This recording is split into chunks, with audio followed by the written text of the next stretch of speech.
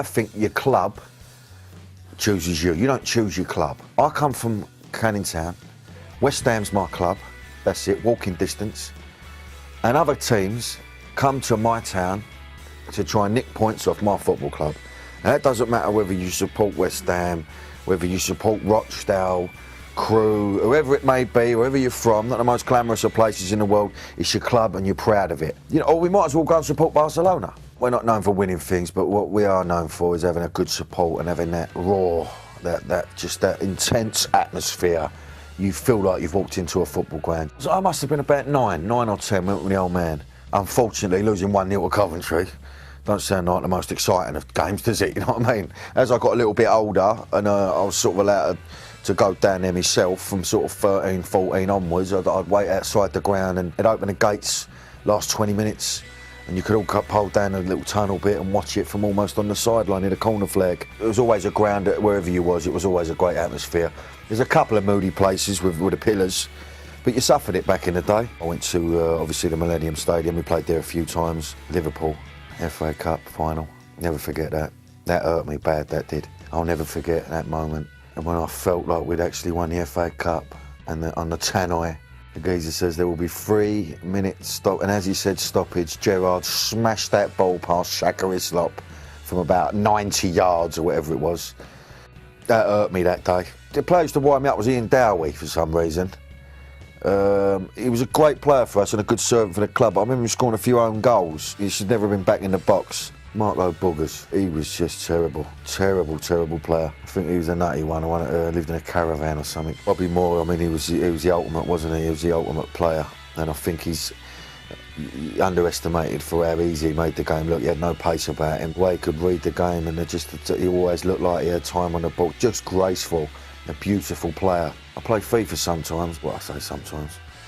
I'm obsessed with it. I do manager mode and I try and buy all the players that we've had. You know, the Lampards and the Rio Ferdinands and, you know, your Joe Coles and your Defoes and you sort of go through the list and go, wow, you know, what great players we've had over the years. Lampard, when he played for us, we couldn't wait to get rid of it. We thought 11 mil for Lampard, what result? You know, I remember him back in the day and he used to just flick his hair about and, you know, he was a bit lumpy.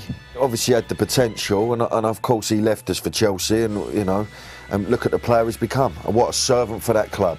Avram Grant, I don't know what we were thinking. Only job in the world where you can do the worst job possible and get a £2 million payoff or whatever it was. You know, I go, look, sorry, you was rubbish. Here's 2 mil, see you later. What other job would you get that? John Dyer was a great manager and I think he was one of our longest serving managers. But Harry Redknapp, we was a force. We was a force, you know, and he brought some great players through, Harry. And he had personality and charisma. And I was devastated when he went to Tottenham and he did an interview and said he's finally, you know, happy to manage a big club. And I don't know how much of it's true because I didn't know them. I don't know the man. I've got a soft spot for Harry. Always have done, always will do. At the moment, I'm sort of happy with Sam. I know there's a lot of people that are not happy with Sam. We have to accept the times we're going through.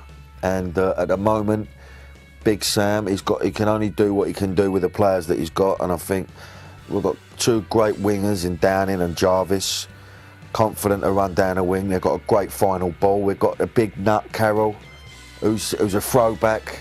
He scored a great goal the other night against Sunderland.